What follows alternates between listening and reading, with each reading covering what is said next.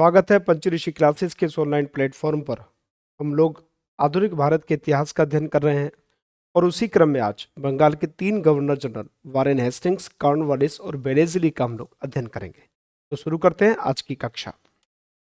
बात करते हैं वारेन हेस्टिंग्स की। इनके समय में प्रथम आंग्ल मराठा युद्ध हुआ था, जो कि 1775 से लेकर 1782 तक चला। साथ में द्वितीय आंग्ल मराठा युद्ध हुआ था, जो 1780 से लेकर 1784 के बीच में चला था। इन्हीं के समय में 1773 में रेगुलेटिंग एक्ट पारित हुआ और इस एक्ट के माध्यम से कलकत्ता में एक सुप्रीम कोर्ट की स्थापना की गई थी और इस कोर्ट के प्रथम मुख्य न्यायाधीश थे एलिजा इनिये। यह प्रश्न आता है, इसलिए महत्वपूर्ण है, याद कर लीजिएगा।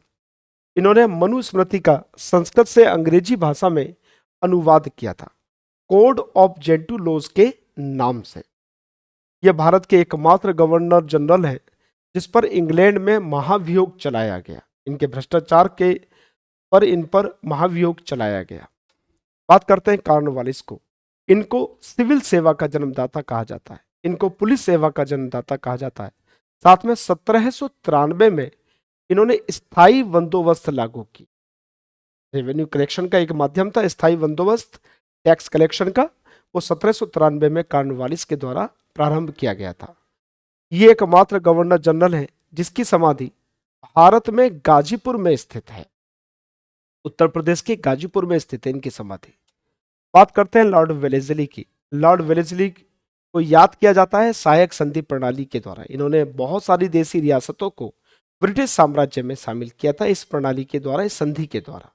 इन्होंने सबसे पहले हैदराबाद को 1798 में, मैसूर को 1799 में, तंजौर को 1799 में, अवध को 1801 में, पेशवा को 1802 में, भोसले को 1803 में और सिंधिया को 1804 में इन्होंने ब्रिटिश साम्राज्य में शामिल किया था।